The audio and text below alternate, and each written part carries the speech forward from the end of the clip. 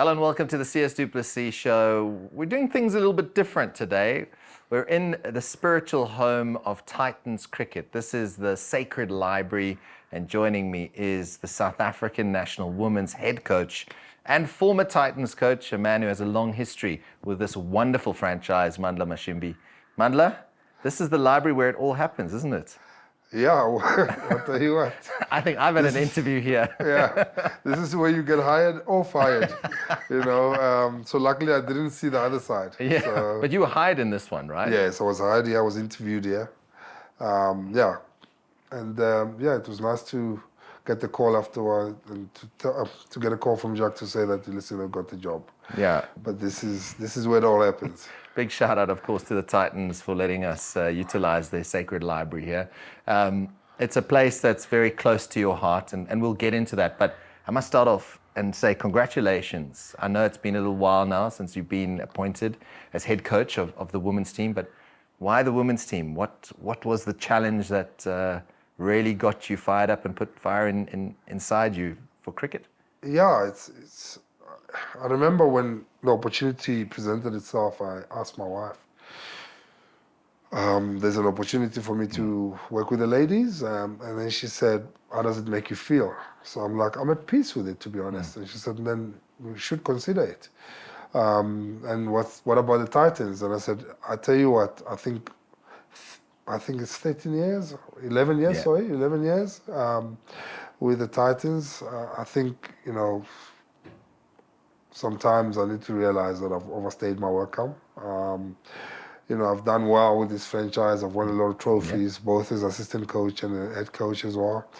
And I think when it's time, you should know it's time. There's a saying that the good dancer knows when to leave the stage.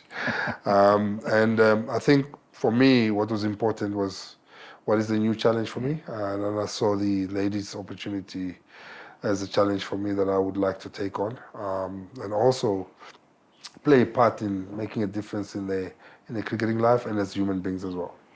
Tell me, how has that transition been for you? I mean, we were just chatting on the way in here just about, it actually is quite simple, the approach, right? And forgive me, I don't want to misquote you on this, but it is quite simple because at the end of the day, the core fundamentals are the same. Yeah.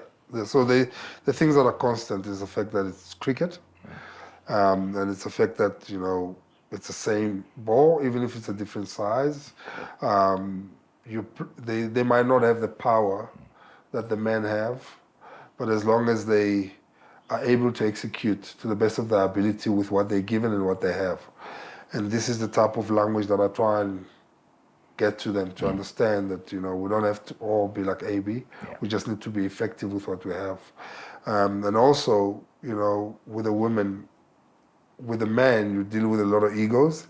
With a woman, you got to be prepared to deal with emotions. And it's trying to help them kind of find a way to regulate that, because we know that if they're not emotional, they'll probably perform at their best. We will delve into that at a later stage because, as you say, coming from a background where you've played the game, you've been in the change rooms to now that sort of just slight change in mindset. I find it fascinating that team culture has always been something you've been very clear on. Yeah.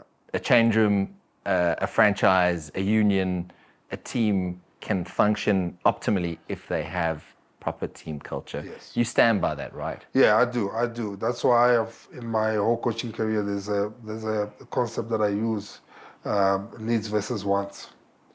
We all want to play good cricket. We all want to win trophies. We all want to be successful. We all want to, be someone of significance.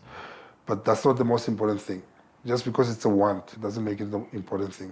What are the things that we need to make sure that we get what we want? And culture is big on making sure that the needs are looked after. The little things, the small things, how we look after each other, how we care about each other, how we love each other, how we fight for one another. If the culture is not strong in the team, that's going to be difficult to do.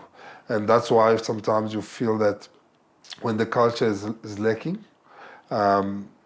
things that you're supposed to be successful in, you fall short. And you can't pinpoint what the problem is. But if the culture is good, it's easy for you to see that, you know what, these are the things that are making us tick as a team. It's the fact that we care about each other. It's the fact that we fight for one another. And we know one another. Yeah. And that's the type of environment that I want to try and create with every team that I coach, is to create an environment that's fertile. That's going to help people grow. That's going to help people understand that they belong. That's going to help people that know that they've been cared for and they're backed. Yeah. And that's what I strive to do as a coach.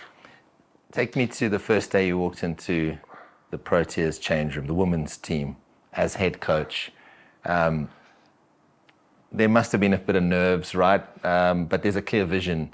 But maybe just share with us what that was like, because this is a whole new chapter. This is an opportunity where Mandla Mashimbyi's gone from, yes, you were assistant at the national team on the men's side, bowling coach, Titans, the Betway SA20, you've been involved there, but this to me feels like a brand new chapter. There's a new path to forge here.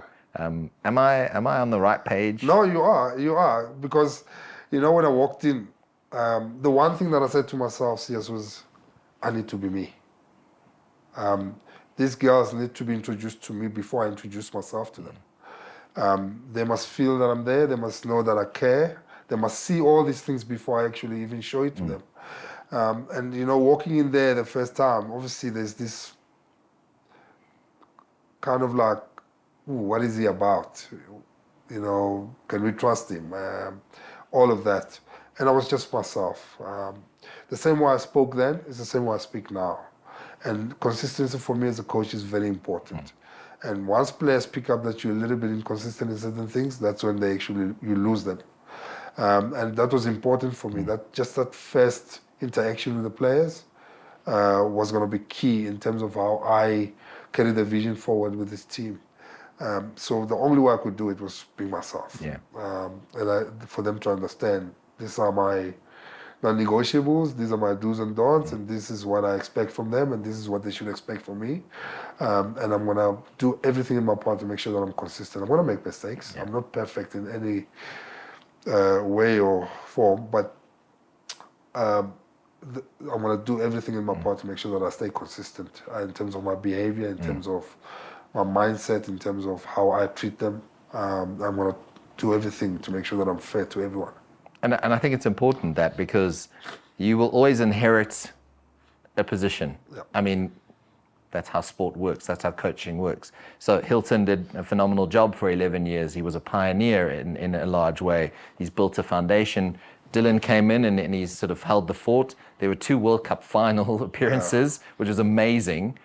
Now there is this excitement around women's cricket. And I get the feeling that you are now just at that point where you can go, we can actually win a World Cup. Yes. Based on the incredible progress over the last 12 years, we can beat the Englands of this world, beat the Australians, we have done it, and finally bring that World Cup trophy home.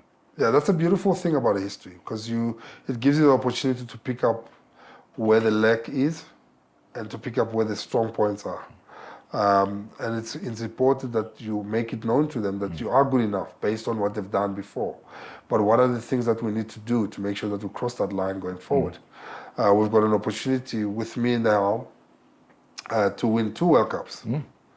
But what are the things that we need to do to make sure that we cross that line? We've shown from a talent point of view that we can actually carry ourselves, and you could see the spirit in which the girls were playing in those other World Cups, and that is something that we can carry forward.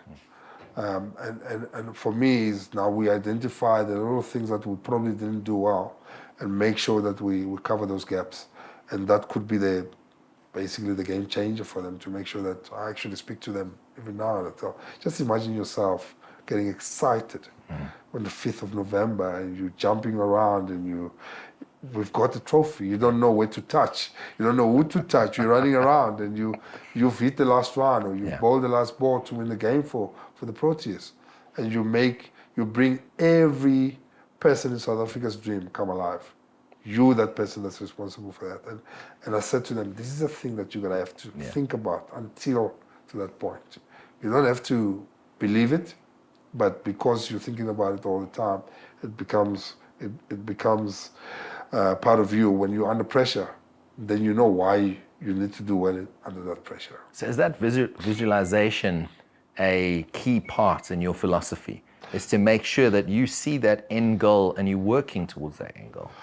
Yes, it is. It is. It is something that I really, it's part of my mantra as a person is I always believe that when you set goals and you've got dreams, a part of you goes there. Yeah. And then what you need to do to get there is to, basically what you're trying to do is to rediscover who you are. That part of you that's gone to where you wish to be, Yeah. that's what you're trying to do. You're trying to rediscover that. That's why at times people say that you're mad when you come up and you say, these are my dreams, these are my goals. And some people will say, but you're out of your mind. There's no way you're going to get there. Yes, I am, because my mind, a part of me is there. I am out of my mind, because when you're out of your mind, even if you find challenges in between, it's easy for you to get over, because you don't have the mind to think, oh, this is going to be tough, or this is going to be, because you know where you're going. Yeah.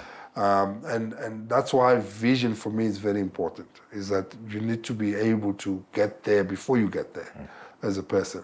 And then you can just work your way through the challenges and obstacles that you meet along the way, because they're going to be part of it. And it's to teach people to understand that things don't come by chance. You know, the working is in the physical, but the visualizing, that's what creates the reality that's not there, that you wish to get one day.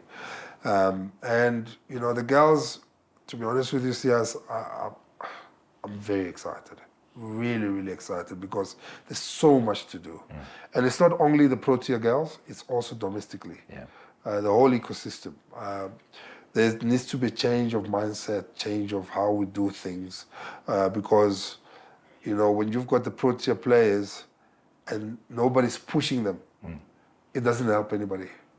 And we need to get to a system where it's competitive, a system that's going to allow players to come through and actually have an impact at that level. At the moment, we a little bit wishy-washy. Yes, we thank CSA for making it professional for these girls for now. And they're also learning on the job. Yeah.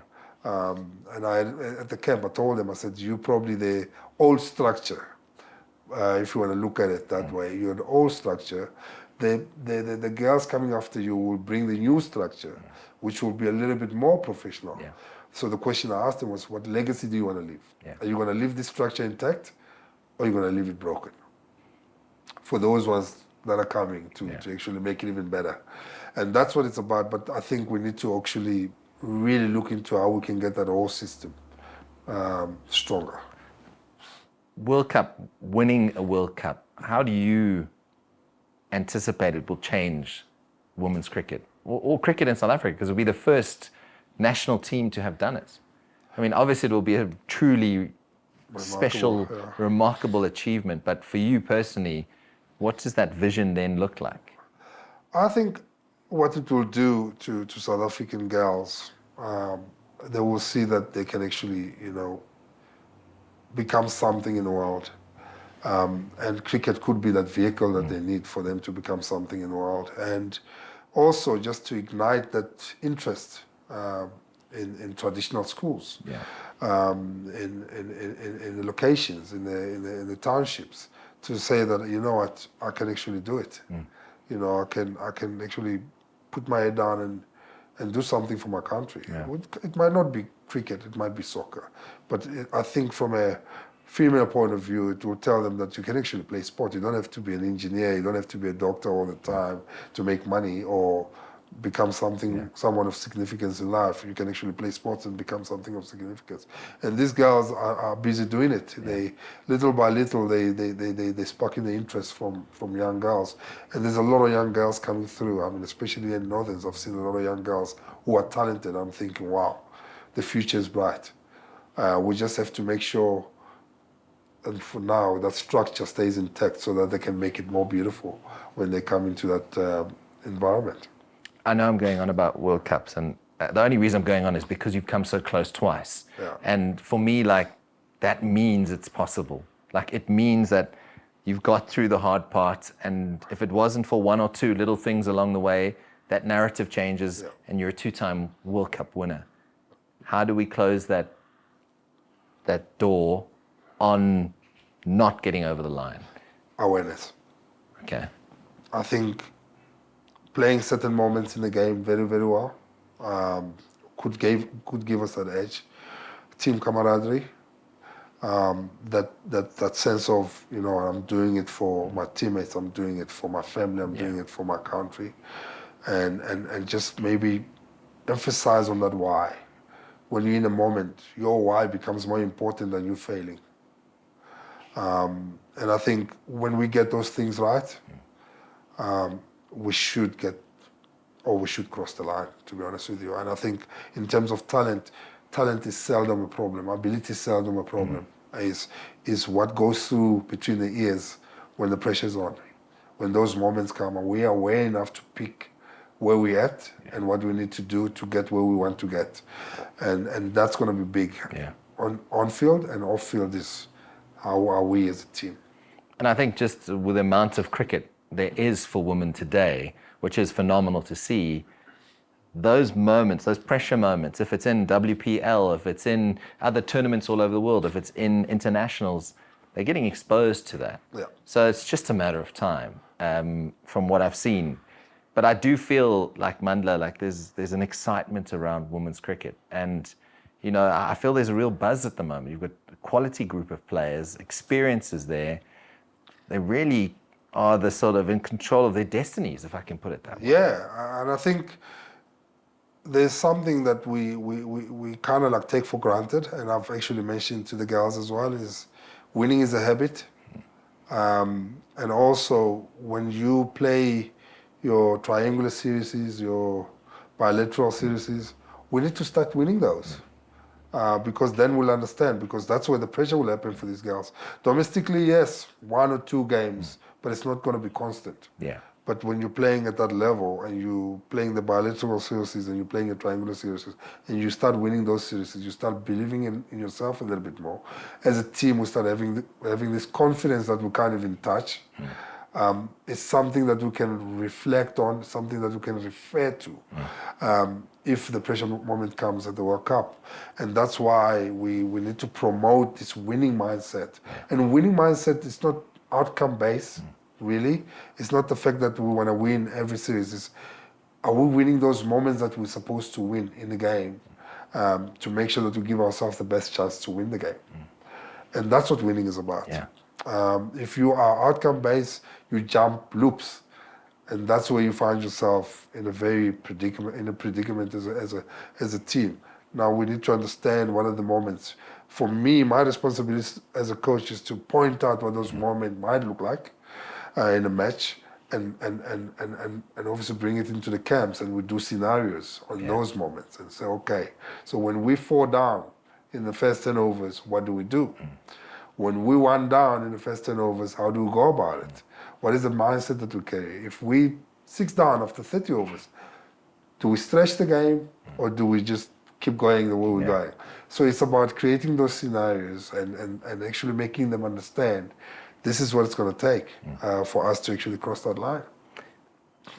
In your 45th year on this earth, Mandla, you must be incredibly proud of your journey. I mean, considering from where you've come to, your move to the big smoke in Pretoria, forging your career, and now being in a position where you are leading the national women's team. You must be incredibly proud of this journey. Yeah, it's been an interesting journey. Sias, I think it started off with me carrying the dreams of a family, of a community, of a province, which is Limpopo, and of a city, which is Centurion, and now to carrying the dreams of a nation. Unbelievable, and it's got nothing to do with me.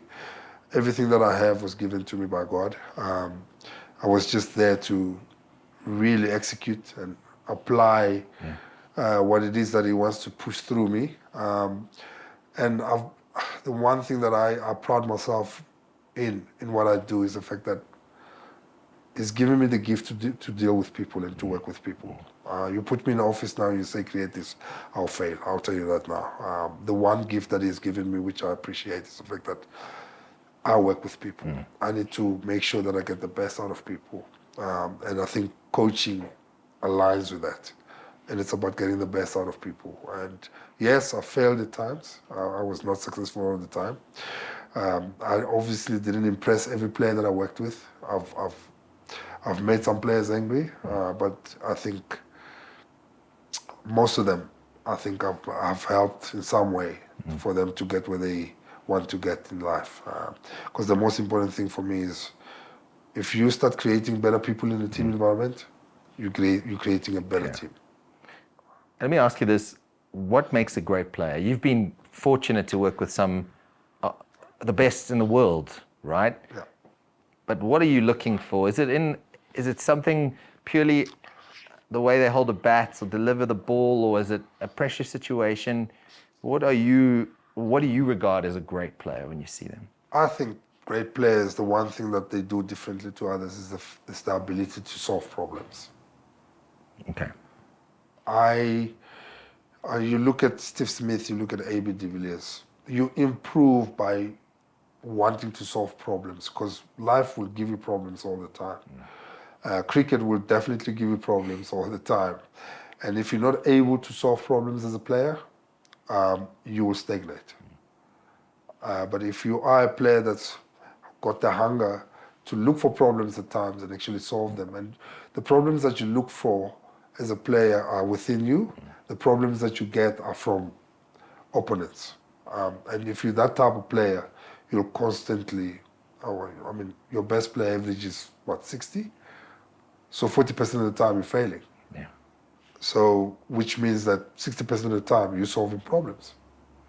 That's what you're doing. Yeah. And if you're a problem solver as a player, I think you'll be regarded as a really great player. You mentioned AB. Yes, Mr. 360. But what moment kind of stands out to you where you were like, damn, this guy is legit? The first moment I laid my eyes on him. Really? Okay. Yeah. So I used to play at the time still. So I played against Tux. So there's this youngster coming, and I thought I was quick, man. Like, I had a bit of pace about me. And we played against Tux, and then this kid just comes in. He's just out of school. And kids, when they're out of school, bounce is probably the ball that you bowl to them just to shake him up a bit. And he played an innings in that game. And he actually did hit me, to be honest with you. And I was like, wow, this kid is special. And at the same time, fast forward a few years later, he's walking in a warm-up match here for the Titans, and he scores a 93, I think it was. And you're like, no way, so he's just different. Yeah. He's just different. And those two moments for me, I've seen what he's done after that. Yeah. But that, for me, will go a long way in actually saying, this kid is something else. And I've seen a lot of good players who have identified youngsters before they actually make it. They're like, he's going to be good. I remember Elby Morkel made a comment about Classy. When Classy was coming, we could call it a trial.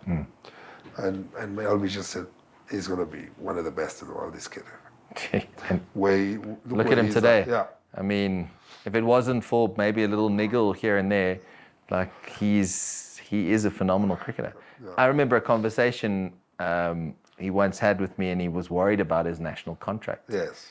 And I was like, this ridiculously talented, and we hadn't quite seen the best of him at that point. Yes. And I think it was just that little bit of confidence when he was given the opportunity. Yeah.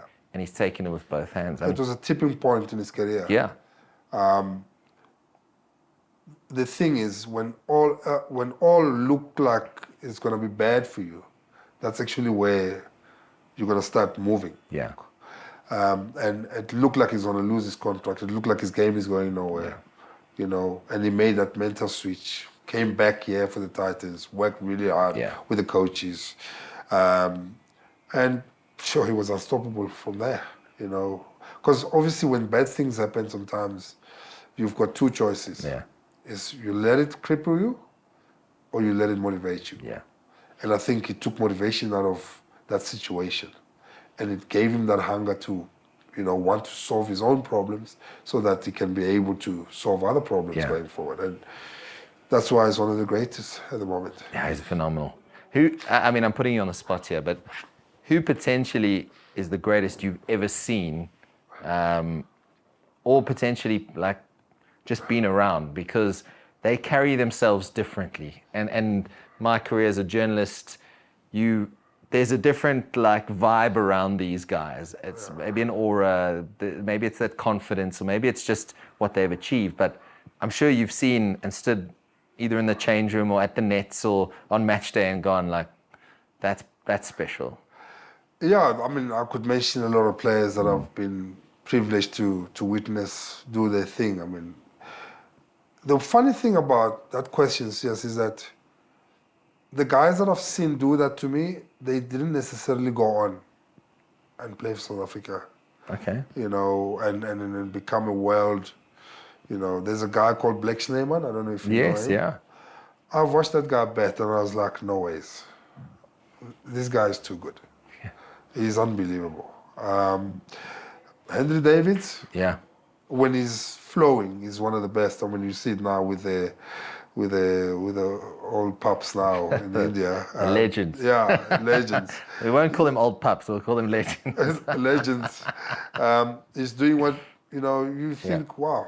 Yeah. Those are the type of players, and it's quite unfortunate that a lot of those players didn't go on, and in terms of the talent that they carried. Yeah. There was a guy in Greek was when I actually made my first class debut, Peter Koetsen. Okay. My gosh. I've never seen a guy hit the ball that hard and he never moved his feet. It was just those type of players, but they didn't go on, and I don't know why that is, but in terms of God-given talent, they definitely, they were up there with the best. Yeah. So those type of guys for me are the guys that I felt, when you watch them play, you're like, wow. Yeah. Look at this shot. Look at that crazy, shot. yeah. Yeah. I mean, and being a former fast bowler and a guy with gas, I was told. For a little bit. I mean, 114 first-class sticks? Yeah. That's something to be proud of. But you must look around now at the fast bowlers, and we look at the Andrich Nortje's lightning. We look at KG Rabada, what a pro he just is. I mean, Marco Jansen is just he is a wonderful talent. It's getting better and better. All the time. Yeah. And then there's guys like your Kwena Mapakas coming through the mix, and you're going like, there's an abundance of talent. I mean, what excites you about these young quicks and the current crop of quicks that we have? I mean, Gerald Coetzee is another one. He's just been a bit unlucky with injuries, right? But we've got plenty, guys. I think we've got enough within our system. There's more coming through, I think, as well. It's whether we can keep them on the field or not, but that you can't control in the best of times. But it's very exciting. You've got young Giddies, you've got, there's so many. But I think, what's key about fast bowling is how we manage those bowlers. And I think to a point where we should feel comfortable playing different bowlers knowing that they're going to give us the same result. That's what we need to get. Yeah. We can chop and change. We can have these 4 bowlers now. We can have those 4 bowlers now, because all of them are good enough. Yeah. But Rabada is just unbelievable. Rolls Royce. He knows his body so much. He knows his bowling so much that he doesn't try as hard as others would. He knows exactly what he needs to do. He knows at what speeds he needs to bowl, at what conditions and at what situations in the game. That is you don't buy that. And I think Dale got into that as well. Once you get there as a fast bowler, you'll enjoy your bowling. And I think that's what Rabada is doing now, is enjoying his bowling. I think the worst as a bowler is trying to figure things out all the time, instead of figuring yourself and your body, how it works, when you're at your best, what is it that you need to do to just maybe add that extra. And then from there, you just have fun. And that's what Rabada is doing now, is having fun. You've been around a few coaches in your time, either as a player or as an assistant and as a coach against other coaches, right? What are some of the best learnings you've taken out of being around some of these coaches? Because every coach has a different approach. The end goal is the same, but the ways they go about things, you're also a student of the game, and I know that. What is some of the important stuff that you've taken from these guys? I mean, you've worked with Bouch, you've worked with some incredible people over the years, and you've implemented that into your philosophy. It's funny because, I worked with Ray under 19s, and there's one or two things that you could pick up in terms of how he goes about his business. And I think smelling the game, he was just unbelievable. He would really tell you what's going to happen in the next 10 overs. And it happens exactly that way. And then you get Cody Van Sale, which I worked with at the Eagles at the time, very structured. Very, very structured. Yeah. You got Mickey Arthur, which I worked with at the Greek Quiz, warm. Yeah. You get Bouch, very, very knowledgeable about the game. Very, very focused in what he wants to achieve. So all the coaches that I've been privileged to work with or work against, Shooks, straight talker, knows the game, understanding the game is unbelievable, very good with people, and is honest. Yeah. And what I've tried to do, every opportunity that I've been given to work with a coach or against, is to understand why they do what they do and what is it that I'm short of as a coach, and how can I use what they have and incorporate it into my coaching style, my way, obviously. And I think I've picked up one or two things with every coach that I've been privileged to meet, because I'm not scared to be vulnerable in front of them as well. I don't come across as that coach that knows everything. I don't know everything. And as much as I can learn as a coach, and I'm able to be vulnerable in front of other coaches, that's the only way I can grow.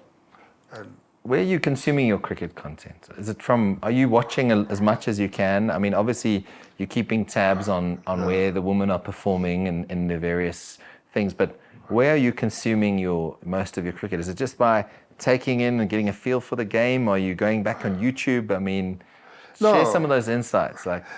Obviously playing. So I was that person that started playing cricket late. So the only thing I could do was observe. Okay. So in my playing days, I observed a lot. And that obviously gave me the opportunity to accumulate a lot of information, situations and stuff like that. I'm still not where I need to be. Okay. There's still growing that needs to happen there. And also watching, and watching how teams get into a position, how they get out of a position, how they get themselves into a dire situation, and how they get themselves out of a dire situation. And those are the things, because I know what to look for. Yeah. So that's how I kind of keep my mind ticking in terms of cricket. And also, I actually spoke to Enoch and I said, with the women's, it's going to be tough because I'm not going to travel every weekend and watch cricket. Yeah. There will be times where we're coming back from a tour and then we've got a big break. What then? Yeah. I said I would like to be involved in cricket somehow. Yeah. And I'll just be there and just watch, be around the change room, because lingo keeps on changing. Our players are spoken to keeps on changing. And if I'm sitting at home for 3 months and you've got the girls that are going to WPL, they're going to Big Bash, and they're getting in touch with this new lingo, then, where am I? And then the next thing, I don't know what to say. And then they keep saying things, so I need to keep in touch with the game. Yeah. If it means I work with Rob, if it means I work with Shooks, just be there. Yeah. Just to keep that going. I'm all for that. So, I mean, it's key then that sort of you avoid that disconnect, I suppose, and that you're up to date with stuff. And I think it helps because of your existing relationships with these guys, with Shukri and with Rob and that sort of thing. But I imagine that your job as a coach gets difficult when you have to pick teams. Yes. And what I mean by that is the right 11, let's say 12, for that day. Does it ever get easier picking that side and telling someone they're not going to play in a game? Yeah, selection is subjective. Okay. It's about what you think as a coach. It's about form. It's about obviously the dynamics of South African cricket, transformation and all of that. There's a lot of things that you need to consider when you're picking a team in South Africa. Not to say that it doesn't make it easy, but I feel that players can actually make it easier based on how they go about their work. Okay. Performance is big. Obviously, it's a performing environment. But I think making them understand these are the criteria that we follow in making sure that we choose 11. I can't fit in 20 people into 11, Yeah. you know. And also, sometimes it will be due to my, my thinking of the conditions. Who are the best suited players for those conditions? So, yeah, it's always going to be subjective, and you need to accept the fact that you're going to disappoint people. Not everybody will be happy with your selection, and that's one thing I've made peace with. So I make a disclaimer all the time. I know you're not going to be happy with me if I don't select you, but I'm okay with it. Yeah. I'm okay with it. I'm fine with that. And that communication is key. It's key. It's key. It's key, especially in the women environment, because probably that type of communication maybe didn't happen as well as it should have. But I'm making sure that, because I've learned from my experiences as a coach, coaching at the Titans, I've learned because things can go south very quickly, just based on selection. And the one thing, you need to be fair. And if you're going to explain your reasons as to why you are playing and why you're not playing, you have to be fair and honest with the player. Mandla, if you look at sort of the calendar ahead now, and the women are playing more and more cricket, and you've confirmed that you're going to be traveling soon. What are some of those objectives for you this year and sort of in an 18-month? Because I imagine you have a short-term goals that you like to tick those boxes, and if it's a progress of a player or if it's a series win, but then there's a 12-month and 18-month sort of plan. Yeah. So the short-term goal really was our players dominating the domestic scene.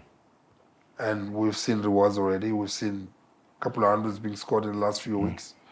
So they've responded beautifully with regards to that. And hopefully that could be the vehicle that we need to get them into a camp and really maximize from that confidence, on that confidence. And also when we go to Sri Lanka, there's no better way to go in there knowing that you can actually score 100 because you've done it. Yeah. And also Sri Lanka, for me, will be key in terms of the conditions because they're similar to India as well. So spin becomes a big factor for us. So it's about identifying which things will be important when. Because when we get to the World Cup, we don't want to be talking about this thing. We don't want to be thinking about this thing. We just want to have fun. We just want to play cricket to the best of our ability as a team. But these next 6 months, it's an opportunity for us to put right what we think we should. And also, we've got West Indies in June in the Caribbean. And then we've got Pakistan just before the World Cup. So there's enough opportunity for us to really put in place some of the things or some of the fundamentals that we feel are going to be important for us going into the World Cup. And obviously, like you say, there's 2 World Cups on the horizon. Yeah. There's a lot of cricket, and it's a great thing. And we've just seen the Champions Trophy, 50 overs and 20 overs. I mean, are all formats important in terms of the development of this game because of workloads, because of different skill sets? I mean, T20 is dominated. I'm a test match purist. I love the longest format of the game. But I also see where 50 overs fits into the mix. So where do you kind of stand on all these formats? I think test match is the ultimate. Yeah. And test match could mean 3-day matches for our girls at the moment. Because that's where the real test comes from. Because you're going to be tested emotionally, physically, mentally as well. And I think once you can find your way in red ball cricket, it's easier for you to find your way in the rest of the formats, 50 overs. And because skill is not only something that you have, it's something that you have to work at. And I think the longer version gives you the opportunity to really work and hone your skill Yeah. as a player. And then obviously then you can apply it in 50 overs and then go into T20. It's about taking more risks, taking less risk, taking even lesser risk in Yeah. 4-day cricket. And then just apply that mindset in terms of, okay, so I know where I get my ones, I know where my defense is, I know where I can be aggressive. Yeah. And then obviously maybe in T20 cricket it could be a lot more aggressive to a lot more balls. Yeah. 50 overs, take your time until you get to a comfortable space where you can be aggressive. Yeah. Where 4-day cricket says stay bet as long as you want Yeah. until it's comfortable, and there will be ebbs and flows in between that. There will be times when the ball well to you, there will be times where you're dominating, and so it goes. And it's about understanding that 50 overs gives you that opportunity as well, but T20 not so much. Last one from me. What is your vision for your career? And I'm going to put you on the spot, and this is a question you're going to get a lot over the years, just because of your track record in the men's game. But your aspirations, what does that kind of look like? Is it to achieve what you can achieve with the women, leave that in a better place, and then shift focus to the national men's team? What is your thinking? For me, obviously making sure that people are able to grow and become better versions of themselves. Doesn't matter whether it's a woman or man. And that's key. And also, you just don't know where this game takes you. 1995, I was lying in my bed. I didn't know that I'll be sitting here today. But I'm here. Yeah. So I'm not a goal-driven type of guy. Yes, I'm a vision-driven type of person, but I'm not really, I don't set goals as much. I just make sure that I do what I need to do to the best of my ability. And hopefully that will give me the elevation that I need or that I'm supposed to get. But it's not something that I think about. Last year I didn't think that I'll be coaching. Yeah. For instance, in October I didn't know that I'll be coaching the women. It's true. But I'm here now. But all I can control is making sure that I really control the controllables as much as I can and make sure that I give my best all the time. And wherever the game takes me, I would gladly oblige. So far, it's been a pretty good journey. Yeah. And I know it's going to end one day. And it's just being, when it does end, know that I did a pretty good job. Mandla Mashimbyi, thanks so much for your time. We appreciate it. I know that there's lots of plans in place now for the rest of the year. Good luck with the upcoming series in Sri Lanka, and we are backing you all the way when you and the Proteas take on the rest of the world for those 2 World Cups. Thank you, Sias. I appreciate it, man. Thanks for inviting me. Thanks very much for watching the Sias du Plessis Show. Mandla Mashimbyi has been a wonderful guest. He's a great human being, and we can't wait to see what the future holds. Thanks very much for watching. Remember to like and subscribe. We'll catch you again next time.